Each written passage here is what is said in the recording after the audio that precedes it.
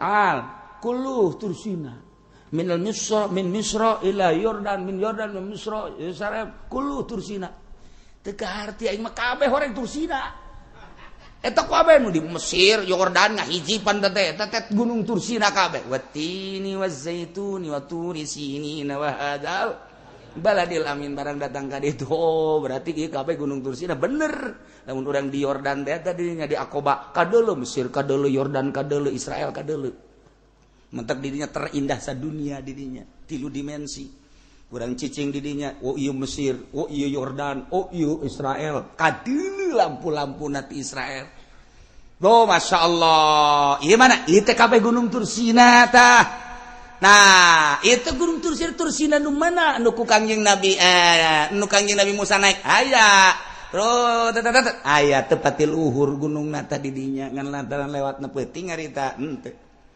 Nah eta kan Kangjeng Nabi Musa mah didinya.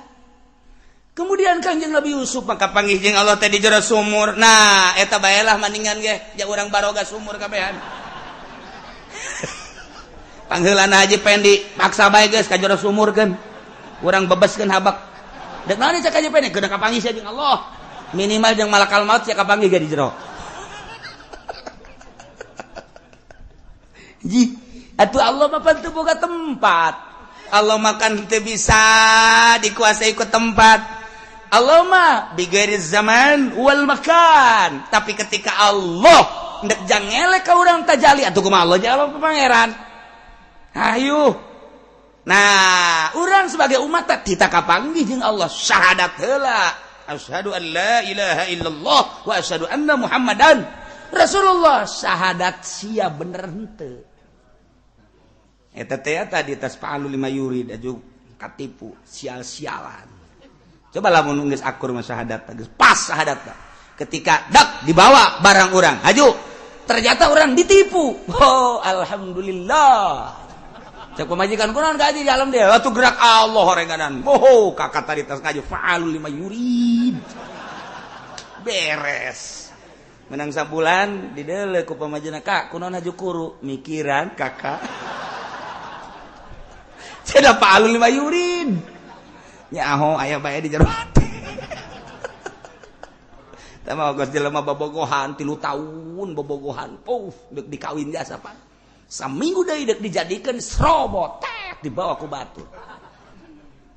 Nyana ditanya ku babaturan. Cenah kaboga sia dibawa ku babaturan ku saja. Adi sia kumaha reaksi sia? Nah. Kabeh gerak Allah fa'alul lima yurid. Aing wau jeung nyana nang Allah, ku ari nyanana dibawa batur nang Allah, beres geus. Emang mah dunia setahun kelor. Dalekeun aing ujianna mawa ditiiran ku aing. Sia teger amat atuh aing teh calon wali. Geus beres. Beunang sabulan kapanggih deui kuru. Sia ieu kuru amat ku ari. Mikiran bae aing. Cinta aing dibawa ku nyana. Geus saparo-saparo acan kandas kunyana di beak kabeh. Si mantap ke cicintaan sok dianggeuskeun kabeh. Da tadina teh aing nya aing percaya nyana percaya. Jadi geus cinta ku di hati aing. Beak kunyana dibawa ka Lampung. Jadi asuh saya jadi kuru ge aing mikiran padijana cek sia fa'alu lima yurid. Sungut doang anjing.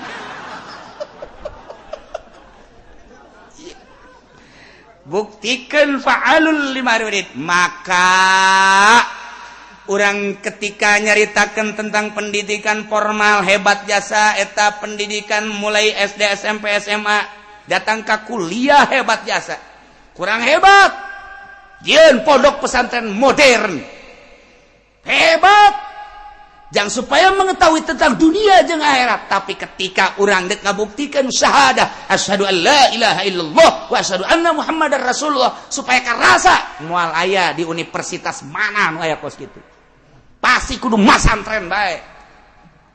Aju guruna ge deui teu haju mere kanyana. Dideuleu heula beungeutna. Ieu budak beungeut syahadat tah lain ieu. Dideuleu ye. Teu sambarangan. Tah kudu mondok bae minimal ngaji heula kos kieu. Hayang nganyahokeun syahadat teu ngaji moal bisa. Baca ku ente buku. Karangan dokter-dokter andas bacaan buku moal aya perubahan kajian kuku magi. Sebab naon bighairi musafahah tanpa aya neuleuh sungut guru. Mantak ieu ge nu ngajina di luar mah wallahu alam.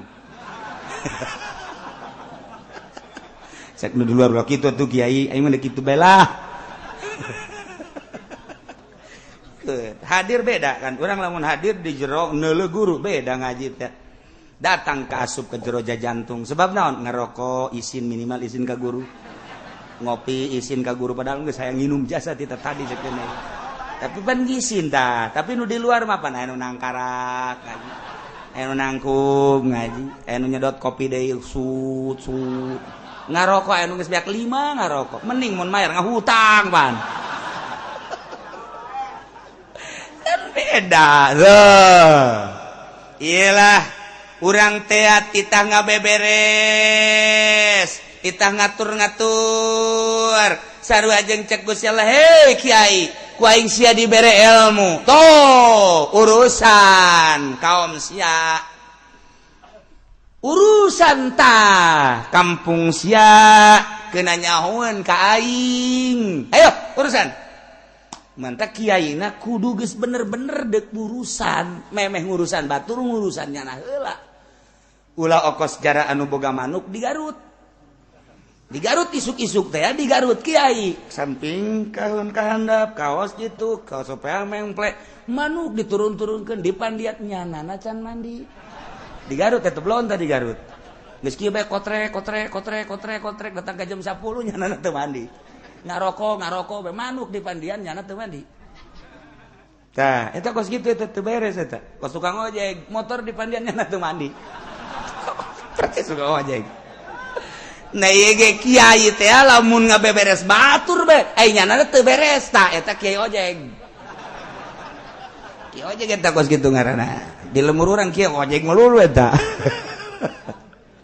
Nah tugas kula mau balighukum risalati rabbi wa ana lakum nasihun amin. Kaum nangabangkang denurut percaya ka ucapan Kangjeng Nabi Hud alaihi salam, cek Kangjeng Nabi Hud awajibtum an ja'akum dzikrun nanata.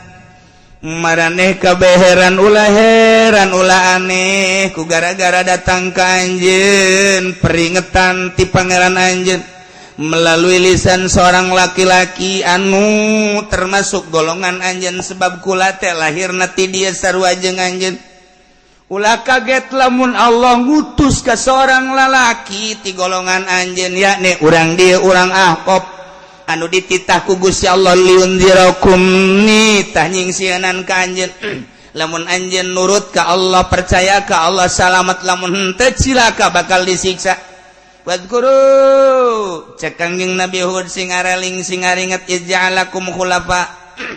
Ketika Allah ngajadikeun ka anjeun sebagai pengurus-pengurus bumi, dibere dedeg pangadeg anu luar biasa ku Gusti Allah, wazadakum fil khalqi basta ditambahan ku Gusti Allah kejadian awakna, dijadikeun ku Gusti Allah kekuatan anu luar biasa sehingga dek gawe naon bae ge boga kagagahan jeung kekuatan ieu teh hiji nikmat. Urusan tah bumi rapihan tah bumi jang naon teu kaluar tina jang kamaslahatan umat. riayat su'unil ummah tiba heula untuk kelestarian bangsa. Jang daharna jang nginumna urusan, ladang-ladangna urusan, gunung-gunungna urusan, tangkal kayuna urusan, laut-lautna urusan, hutan-hutanna urusan. Dititah khulafa min ba'di qaumin sebagai khalifah, sebagai pengurus-pengurus bumi. Kangjeng Nabi Hud teh titah ngukur pantai ieu, datang ke pantai itu teh sabaraha luasna eta pantai, urusan tah ayalah perikanan jang bangsa. Tuh hutan itu teh urusan itu teh kayu-kayuna teh jang kelestarian bangsa. Tuh gunung itu teh urusan itu teh gunung tuh itu teh urusan titah diurusan sebagai khalifah. Engke lamun geus dibere hutan ieu teh sekian luasna, ieu lah jajadianna ieu urang urus tanya nangin saha ieu hutan. laut di pesisir ieu ka pesisir itu teh ukur coba kumaneh Hud atuh dilengkahan bae kurang ditu mah kocoprak oh aya sakean lengkah caknya berarti luasna sakean alaan laukna jeung kelestarian bangsa. Tanya coba nangieun saha eta laut gunung urusan khulafa ente jadi khalifah kabehan yuk urang urus diuruslah ieu teh gunung-gunung sanggeus tadi urus tanya umat maneh nangieun saha. Ayo coba setelah ku Kangjeng Nabi Hud dikitu-kitu tetep bae ngabangkang nood ulah sok tanya-tanya ka dinya ulah sok tanya-tanya ka dinya aing mah riweuh ngadenge sia dasar sia mah kurang otak meureun atuh geus bae eta urusan laut kitu teh udah sok kajus nanya nanyieun saha tah ieu teu bener aya teu ngeunaheun ngadenge kos kitu tah. Iya, hutan nangieun sat. Urang urus bae, kurang jual dan lain sebagainya. Jang urang ngan ulah sok nanya nangieun saha.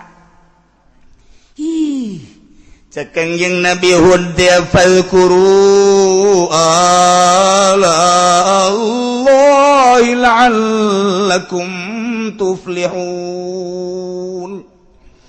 Sing areling maraneh kabeh kana nikmat-nikmat ti Gusti Allah Subhanahu wa taala dibere awak jangkung gede tanaga anu luar biasa kuat jeung gagahna titah diukur segala rupa sebab anjeun teh dijadikeun khalifah dijadikeun pengurus kuari geus diurus tuh hutan tuh gunung tuh leuweung tuh daratan kuari geus diurus tuh lautan ieu teh jang urang kabehan sebagai khalifah. Nah ieu teh ditanya ku Gusti Allah teh tanya nangieun saha kok anjeun ngabangkang bae. Maksudna sing eling kana nikmat-nikmat ti Gusti Allah eta teh nangieun Allah. Lamun anjeun nyaho eta nangieun Allah, kudu ubudullah. Maksudna lamun geus ibadah ka Allah, la'allakum tuflihun. Abeh anjeun bahagia di dunia ku Allah dibere fasilitas. Tuh gunakeun jang kahirupan maneh di akhirat maneh bakal disadiakeun surga lantaran ibadah nakakula sebagai khalik eta baheula kuari geus sarobe kitu bae numatak di Indonesia dijieun berbagai menteri-menteri kehutanan barangnya na asup ke hutan keluar jadi monyet jadi maung ya henteu cenah menteri kehutanan teu jadi maung teu jadi monyet kadeleuna mah henteu horeng hate nama babu lu sarua. Tuh menteri kelautan, wah iya, barangnya nak laut, silem keluar, masya Allah, jadi orang laut, jante, ganteng malah mah, kadeleuna kusia, jele kuali, mun kadeleuna kuali mahnya nate geus jadi karakter orai, calangap baik kieu, tuh menang aya teri gep, tuh menang aya bandeng gep, totongkol ge anu kira kalak leg makunya leg. Emang kumaha gitu kadeleuna maka dasi Masya Allah aja menteri naon deui geus tah tadi menteri kehutanan geus menteri kelautan geus kuari menteri naon deui BUMN sa menterina aing ngajeng orang lembur ge teu nyara ka menteri geus lah yang masa pira nu hadir lagi orang ketos bojong berarti kupak ge belah ditu aya urang Pandeglang bareng tadi Pandegelangna di mana ruku ulah udah ka kanan deui aju kanan ka ditu lah kira-kira lamun di lempangan mah sendal jepit biak dua tah mah lain Pandeglang atuh tah mah lain Pandeglang tah mah ka ditu tungtung dunia tah mah nu teu nyaho ka menteri teh ya urang apa nih gua lamun ditanya menteri aya sabaraha teu nyaho menteri naon-naon teu nyaho urang kuari mah memperhatikan deui menteri luar negeri saha menteri dalam negeri teh nyaho menteri kebudayaan teh nyaho urang mah kuari menteri PDK teu nyaho kuari mah beneran ieu mah beneran bae teu nyaho bahkan ka presiden sia teu nyaho unik di Indonesia kuari teu nyaho ka presiden acan budak sakola ka anak kula nanya sia teh sakola ieu libur Pak libur emang kuari hari naon teu di bejaan Pak guru pokoknya libur tuh baheula mah bae bapak mah baheula di bejaan libur hari anu sebab hari anu henteu ieu mah guruna ge teu apalun siga nama Pak sia tah murid ge geus bisa nyebutkeun guru da ge teu nyahoeun cenah ge teu ngabejaan pokoknya libur bae cenah geus Pak teu nyahoeun teu di bejaan hari naon teu aya kuari mah geus bae libur bae masyaallah ieu urang datang ka kos kitu pendidikan ya Allah cek Kangjeng Nabi Hud fazkuru Allah kade nikmat-nikmat ti Gusti Allah balikan deui cek Kangjeng Nabi Hud awak jangkung gede tanaga pohara gagah jeung kuatna deuk nyieun naon bae bisa kemudian kanikmatan eta teh ajang urang kabehan tuh laut tuh gunung tuh leuweung tuh daratan deuk nyieun imah tina kayu pek bae deuk nyieun imah tina batu pek bae deuk nyieun guha ka jero mangga bae jatanaga gede eta teh hiji nikmat fazkuru Allah la'allakum tuflihun nu penting mah ente kanyahokeun tuh gunung nangieun sa nangieun Allah ibadahlah ka Allah tu laut nangieun sa nangieun Allah ibadahlah ka Allah kanu nyieunna tu daratan nangieun sa nangieun Allah ibadahlah ka Gusti Allah ieu urang anu gagah ieu urang anu jangkung gede nu kuat ieu teh nangieun Allah ibadahlah ka Gusti Allah kumaha ta cek kaum Ad qalu cek kaum Ad no hod merene mengkonon sira cacalaton senek ke dewe aja mengkonon hud aja Nabi Hud kasurupan kaumna kunun haju ka mau Hud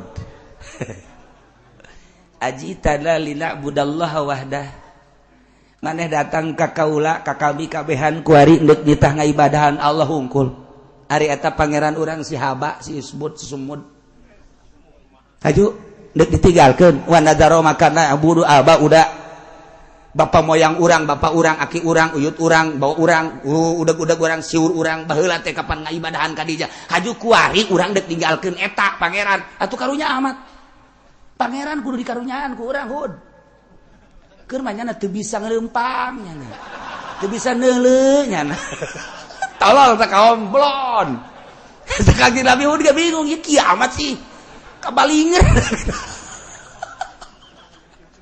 urang lamun nyaritakeun kaum-kaum kuasa itu blon nya ieu cek nya ajitana apakah maneh ieu datang ka kaula teh ngan sakadar linabudallah nitana ibadahan Allah wahdah wa nadaro jeung kami titaninggalkeun makana ya budu abauna anu geus ibadahanku bapak urang bapak kolong terus ka ditu atuh kudu dikarunyaan nya geus sekian puluh tahun ratus tahun beuh ditinggalkeun kitu bae kumaha lamun urang ninggalkeun nya lempang teu bisa neuleuh teu bisa heuy atuh saha nu deuk ngarunyaan lamun lain urang Hud kaum ku bangkawarah teuing dumantak urang kakarak datang ka lembur dulur eta sing hade ngeri teh haram lah ulah loba omong ngaji mah ngaji bae urusan kredit bae mah urusan kebutuhan eta mah can sakumaha sakitu mah can sakumaha lamun geus kieu ye batu gede ayo sia batu ye sia ayo ngaharamkeun kredit sia ayo sia didagor sia ku aing eta geus sakitu can sabaraha lamun geus rengkas ku nya heuh gubling haramkeun ku sia kredit ayo ye batu ye haram halal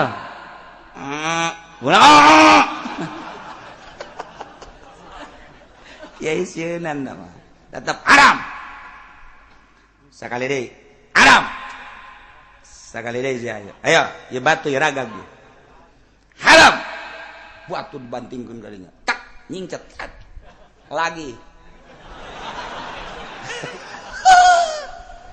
udang kiai bismillahirrahmanirrahim walau anna qur'anan suyirat bil kutiatun Allahumma inni a'udzubika minal khubuthi wal khaba'ith sieun nyana lantaran pajar setan wah gunakeun Allahumma inni a'udzubika minal khubuthi wal khaba'ith Asia nggak kudu jampe nama Gusia direkam ke deui maju teu dipuasaan mal manjur teh ulah sok macem-macem ieu teh pangeran nu geus ratusan taun diibadahan ku bapa moyang urang mati tah neruskeun haju kuari titah ganti pangeran ka Gusti Allah hungkul nu teu kadeuleu lah ulah loba omong Hud kuari mah kieu bae lah cek maneh tena tadi afala tatakun hatta tesieun maneh ku gara-gara teu iman ka pangeran yana ka Allah nu nyieun dunya yen kanikmatan mun urang teh ibadah ka nyana bakal diturunkeun siksa ku ari mah kieu bae Hud fatina bima ta'iduna in kunta minas shadiqin Hud ulah loba omong Hud sia unggal kapanggih dakwah ku ari mah eta bae buktikeun datangkeun siksa nu kumaneh diomong-omong mun maneh bener sok siksa kami ngadaguan siksa. Ya Allah ya Rabbi Masya Allah karim kaumku buang kawarah teh Kangjeng Nabi Hud tadarruk ka Gusti Allah munajat ya Allah ya Rabbi abdi teh dakwah diangkat jadi nabi jadi rasul ku Gusti titah ngabeberes umat titah nyokotan jelema ti leungeun-leungeun setan anu manehna dikendalikeun ku nafsu Gusti Maha uning abdi terus-terusan dakwah sanajan henteu sehebat Kangjeng Nabi Nuh tapi abdi teh ieu teh dakwah teh geus saseleh Gusti Maha uninga ayeuna mah puncak dakwah abdi teh kulantaran geus eueuh nu nuturkeun Gusti haju ayeuna manehana nang tangan kana siksa cenah daripada kieu-kieu teuing mamanehan turunkeun bae siksa tanyanggakeun ka Gusti besi deuk disiksa mah datang ka kitu ta Kangjeng Nabi Hud mentak turunlah ya qala qad waqa alaikum mir rabbikum rijs kuari mah kieu bae Hud antepkeun bae heula kaum maneh mah dakwah bae tapi tetep antepkeun bae tetep Kangjeng Nabi Nuh dakwah ngan diantep ternyata Gusti Allah teh teu nurunkeun hujan di tahun eta paila di Yaman sementara lamun aya paila lamun aya kasusahan urang Yaman teh tetep datang nama ka Mekah ka Baitullah nyana toab di Baitullah kemudian manehana ngadua ka Gusti Allah aya salah satu utusan anu diutus ku kaum Ad ngaranna Kikil orang terhebat di Ahqaf di Yaman nyana diutus beserta kaum-kaumna datanglah ke Mekah nyana toab di Mekah kemudian tas toab nyana ngadua ka Gusti Allah ya Allah ya Rabbi iski qaumi Gusti hujanan kaum kaula sakumaha Gusti teu ngahujanan ka kaum kaula geus sataun panghujanankeun kaum kaula lantaran geus paila di lembur kaula didinya teh balik ka imah can diijabah ka karak aya hideung-hideung doang diijabah tapi reut eueuh deui datang deui ka Mekah ke eueuh deui datang deui datang ka 3 taun waila hujan sacek kaca segala nu aya caian mah kunyana disedotan nu mantak urang keur zaman baheula nyaho kaboborosan teh eta teh lantaran paila zaman Belanda nu mantak urang nyaho ka boborosan ditarik ku urang teh anu sok pake samak teh naon ngaranna pandan ditarik ku urang anu ngorana di dahar boboros dangeuna tuar tangkal kalapa aya di jero humutna di dahar ku urang lantaran emang zaman hese didinya bangsa boborosan ku hese-hesena pare ge dicabut ku urang terus di daharan boborosna pupucukan anu bangsa ngeunah mah di dahar kecuali pucuk nu hiji henteu teh mah di dahar nyaho ka centeng ngeunah nyaho ka derawak ngeunah nyaho ka sagala ngeunah nyahona ka bangsa anu gede teh tah naon tah bernuk eta teh aya nu ngadahar bernuk paeh matek teh di dahar deui kabelah dieuna kebo ngadahar bernuk bae tapi di zaman modern kuari bernuk bisa digoreng teu naon bernuk kuari cacak gorengeuna di Cianjur manggeus aya teh keripik bernuk dikeripik beuli ku ente mal kebal ge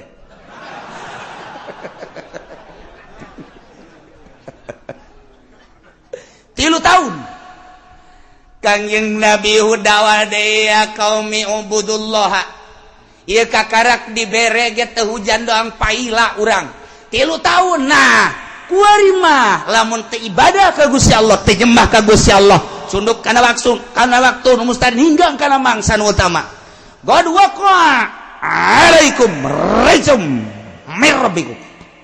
Datang asana siksa kuari. Sabab kula geus ditanyingkir ku Gusti Allah. Kaum nu iman ka kaula, nu percaya pangeran Allah, kaula sebagai utusan Allah, ngumpul coba ka dieu. Didarengekeun ku gabehan. Da ka mana eta Hud? Kula geus ditah ninggalkeun lembur kula berarti bakal disiksa. Ngomong naon, suro. Dia mana ya suro? Lalu ngomong Hud, dek sisa kumaha, dataran datar. Luas, banjir, jamual di urang mah gempa, jatelok aya di urang mah deuk siksa naon coba? Wallahu alam cek Kangjeng Nabi Hud ngan kula geus ditegor ku Gusti Allah beserta kaum-kaum anu iman ka kaula, kula teh titah kaluar. Pokona mah kami indek butuh sikil deui titah ka Baitullah. Kita ngadoa deui. Nah, kuari ditos ulah eleh ku Hud. Hayo geus, Hud ngancam indek aya dat siksa urang ngadoa ka Baitullah. Baitullah teh ieu teh sebagai penghargaan ti Gusti Allah.